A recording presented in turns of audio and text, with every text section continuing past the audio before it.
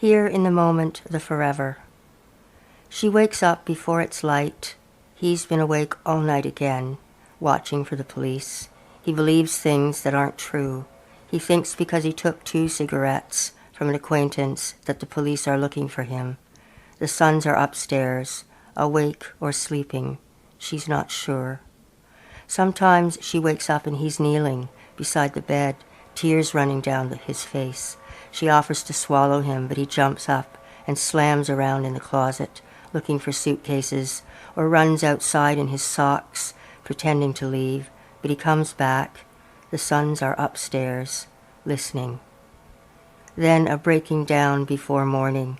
The father downstairs, the sons upstairs. The minute hand falls into the refrigerator and breakfast comes clattering across the lawn, its spoons and bowls and burning toast. She rests a while in the bed, remembering a warm barn, bins full of soybeans, lofts piled with hay, the caged ferret below. There it is, says the uncle, pointing through the wire and cobwebs. Crossing fields of deep snow, the uncle and the father carry guns. She has the ferret. If she'd looked into the sky instead of trying to plant her feet in their big boot prints, she'd have seen her sons' faces, cloudy and expectant, watching her. We're coming someday. You can sing to us over and over, fill our bowls, the sweetest sweet, my babies. She might have thought, here in the moment, the forever, my babies wait in a sky. The sons are coming down the stairs into the 16th of September. The father is gone, fallen off the edge of Circle Ave.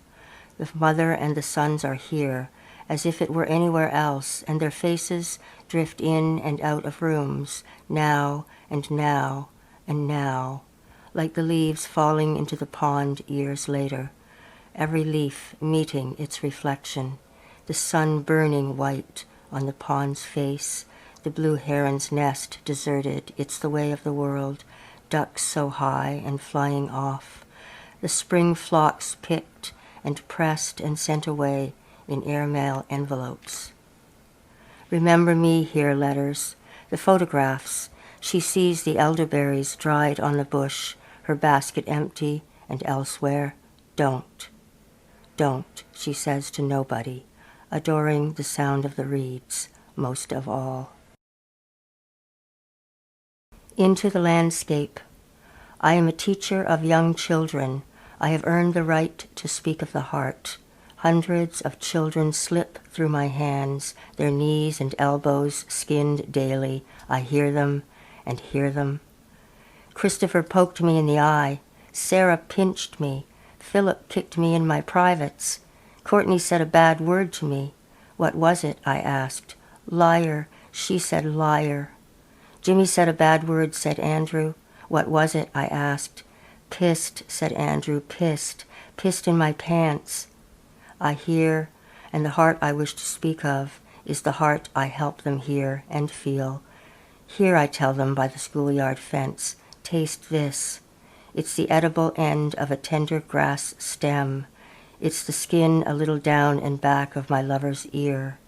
It's Justina's shiny black shoes with convertible straps, Carrie's jean jacket with brown plastic fringe. Once I saw Charlotte Raven Dawn's mother outside the grocery store piling bags of groceries into the back seat of a Cox cab. Her words launched like ships of convicts, hope torn off and spit out with her fingernails. Every day, Brian's mother waits for him, her body curved as an empty cup. Fill me, fill me. I watch from the big windows, hiding behind the butcher paper rainbow. Marshmallow birthday parties, days I can give them, the same, the same, the same, into the landscape of same, the days of same, they walk and begin to learn. Jones's Pond. The summer we were 12, Lorraine Jones, deer-faced, chipped from born-again clay, led me up the back stairs on rainy afternoons to read Harlequin romances. Once she showed me her parents' bedroom, recited their ritual, beds scraping, born-again groaning. "It makes me sick," she said. Evenings we walked on down to Jones's Pond, past the red fox, pacing at the end of his dusty chain, past the poisoned corn, dead crows, baited traps, down on down to Jones's Pond, at the bottom of the wet black forest. "It just makes me sick," she said, and we slipped in, thin-legged girls, to swim. My lover's ex-neck and why. And why the hairdresser's giant purple nails with square ends. Why the soft skin of my lover's ex-neck. And another thing, why the smoothness of the skin of my lover's ex-neck and the squared-off ends of the hairdresser's giant purple fingernails and the trophies, the huge trophies in the huge trophies in the shining in the window. And why the purple nails, the big purple nails of the hairdresser?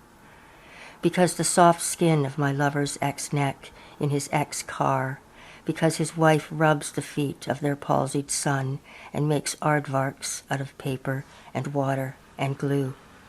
Because my friend moans at the typewriter and tells stories of two women who live together because she types with two fingers and moans and says, "This is not," and sighs, working right, and the plastic virgin kneels on Earl's chair, hands folded, and because of water striders and raccoons and the curling tendrils of my lover's ex-hair as it lies against his damp ex-neck, where I long to press my ex-lips, remembering the moon and the fire pits, when Lake Erie simmered and the world was smaller than any word we settled on.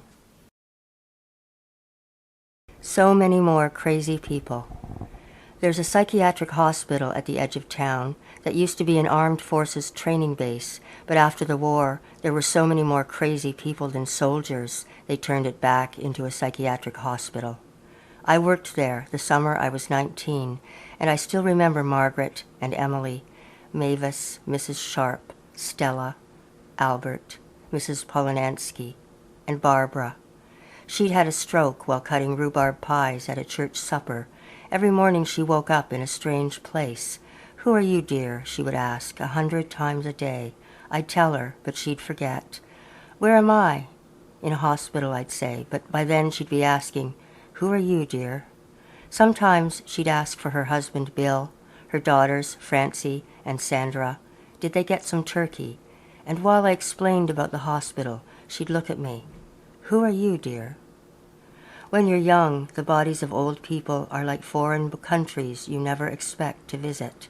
Every morning I eased their gray, sad bodies into tubs of warm water, holding them by their first names. I learned to pry their fingers off my wrists gently. At first, I refused to slam their imaginary doors and squash their imaginary bugs. I got so I'd do it, just to get a few minutes of peace and quiet, pretending in that instant before the act that I too could see the angels and demons, the bugs with human faces. Tongue prints. My heart's gritty after all these miles. Even with the windows up, dust gets in. Better to roll them down, lean out, eat it all up. Just ask.